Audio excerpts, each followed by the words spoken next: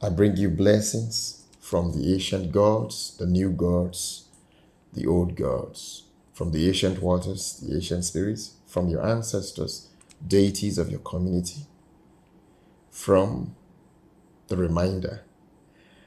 May the blessings of your ancestors, that of your deities, old gods, new gods, ancient gods, may they abide with you. Ashe. It's like a long time that I made a new video. And this is as a result of the temple building project that is ongoing. At the same time, I have other projects at hand, the Hudorian Palace that I'm building also, the Akabulan educational curriculum, other organizations I'm trying to set up for the promotion and the unification of African deities. And a lot has been going on. Some months ago, it's taken over a month now, I've been getting a lot of questions, some comments coming from my followers. It doesn't matter whether you believe in what I teach, what I preach, the purpose of my coming to earth. I see everyone that respond with harsh tone, with insult, and those who believe in what I'm teaching, what I'm preaching, to be my follower. If not, you wouldn't have seen my post. So thank you all for your positive comments and for your negative comments. Over the month, I'll be undergoing reborn by the gods. I've been summoned several times by the ancient gods. I've undergone several teachings and training. And the most of which, the one we did, the fire midnight ritual we did some days ago.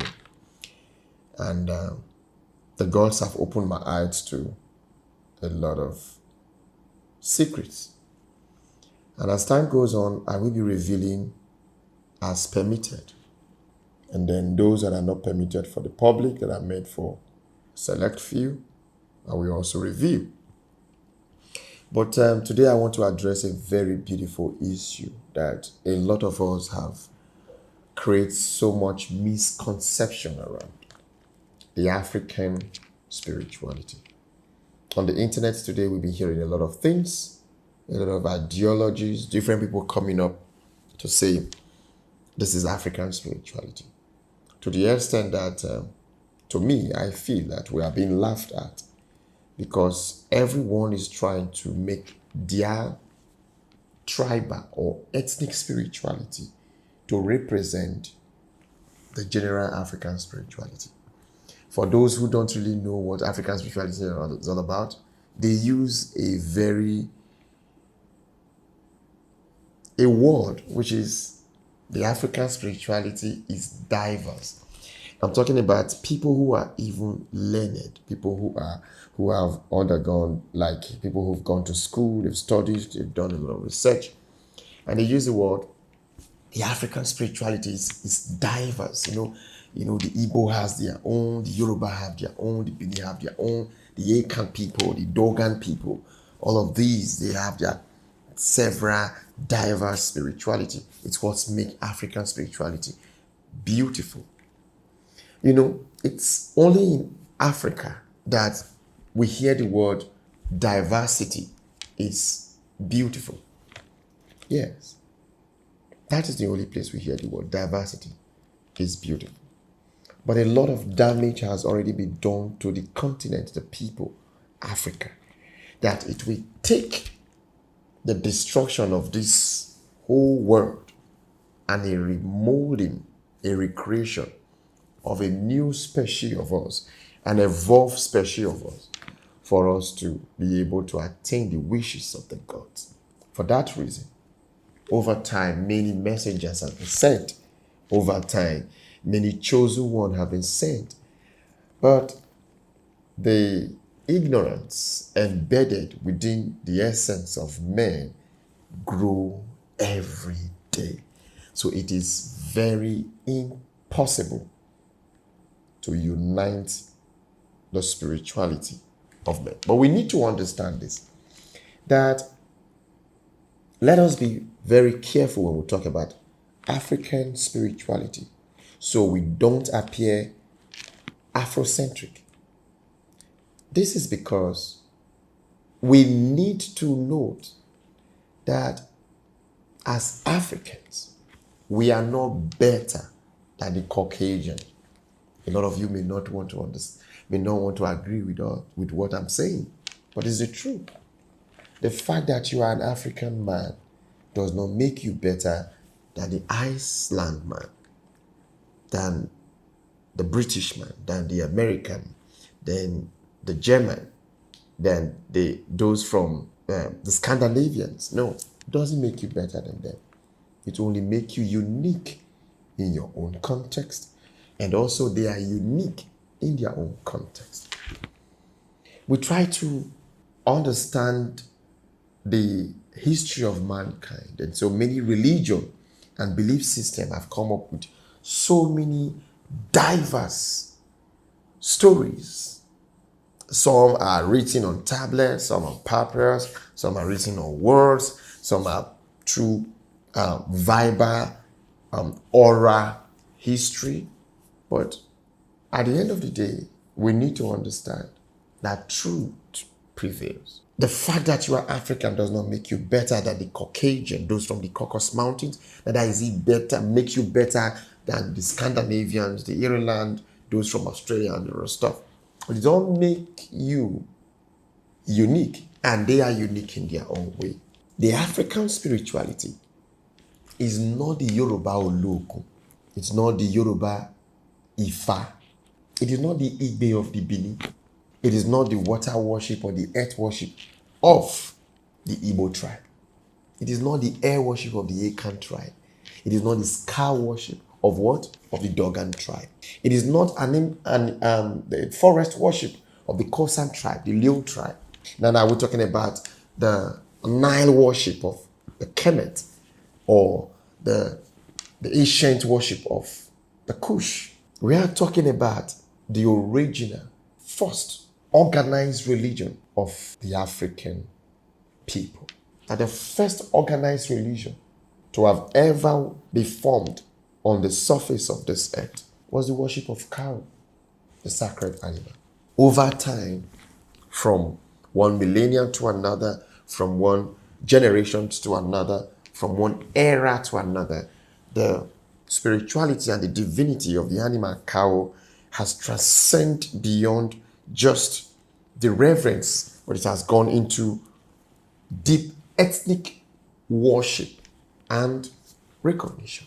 The true African spirituality is love, is unity, is oneness, is the simplicity and the humility that comes from reverence of those who made us possible. And all of these contexts have been put into writing. When you read the Emerald tablet, when you read the account of Gilgamesh, when you read the papyrus, the information that were revealed by the gods themselves, bring us back to one that we own by a force higher than us. We have to go back to the Anunnakis. That is where all of these all start. And so when we go around talking about the African spirituality, we're not talking about the Isoko people, the Urobo people, the Akan people, the Kumasi people, the Dogon, the Mali, the Gambia, the South Africa, the Leo tribe, the San tribe, the Kosan tribe, the Igbo tribe, the Yoruba tribe. No. We're not talking about the Ikwere tribe. That was not where life began. That was not. Because obviously, the average Igbo man will tell you that they are the first men that were created on earth. Hence, Ndi Igbo. And the Yoruba man will say, Oduduwa fell from heaven, did something, and created the earth. Do you want to hear the Akan version of how Odomakoma created the world? Do you want to hear the Kosan version? What about the Kush? What about the Kemet version? The Nubian version? Do you want to hear of the Mexico version? The Australian version? All of those? You want to hear the Sumerian version? The Greek version? of the creation of the world. The Roman version. The question here is this: who is telling the truth and who is lying? Truth be told, for you to be able to understand where falsehood is coming from or where fact or truth is coming from, we need to study timeline. And it's obvious that the only place we can talk where it was fully documented was in Sumeria. And it brought me back to revealing the secrets that was many years revealed to me, that when the gods arrived on earth before the creation of man, where they landed is where we call Sumeria today. That was where our ancestors started. Nobody should tell you that we started from West Africa here. No one lived in the Western Africa. We all started from Sumeria. Migration, war, misunderstanding, the average nature of man when the gods fought was what drove us to the different paths. But guess what? All of these were preserved by our ancestors. You can find them in the Kemetic world. You can find them in the Kushat world. You can travel to Nubia and see all the pyramids there. And all of this information, I want transfer, but you need to understand.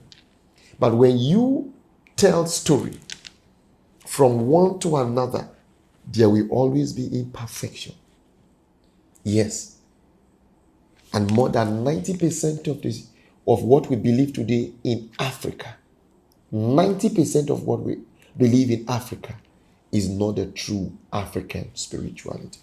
Like I said, more than 98% of deities that majority of you all worship in West Africa, Central Africa, are all malicious spirits, escaped spirits during the time of the God's war. Those that were against mankind. Those are the spirits you worship. You have abandoned the ancient gods and have embraced malicious spirits. And so you see what is happening today in Africa. Why is it that Africa is the most backward nation you can think of when it comes to even common sense? When it comes to suffering, this is where you find it. I'm not saying other continents are not suffering. I'm not saying other countries are not suffering. The way Africa is presented, you will know something is wrong. And so I'm telling you this day, let us embrace our ancient African spirituality. That was what gave birth to yoga. That was what gave birth to Zoroastrianism. That was what gave birth to Hinduism. That was what gave birth to Judaism. That was what gave birth to Christianity. But the truth be told, all of this religion that have crept from the true African spirituality can no longer serve the purpose of the true African spirituality. We have to go back to the ways our ancestors worship. That is the only way we can say truly we are practicing African spirituality.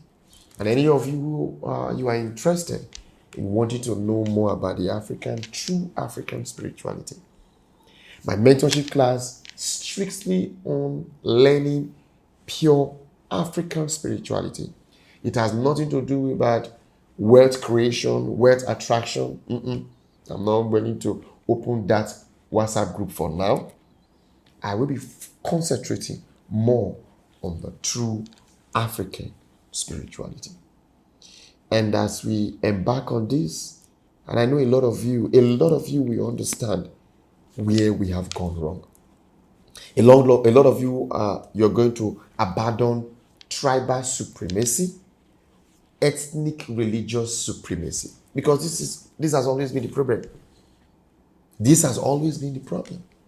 The moment I come online and I put something, you hear things like in the Yoruba, they use one word, in African spirituality, they will not add in Yoruba, this is not how we do it.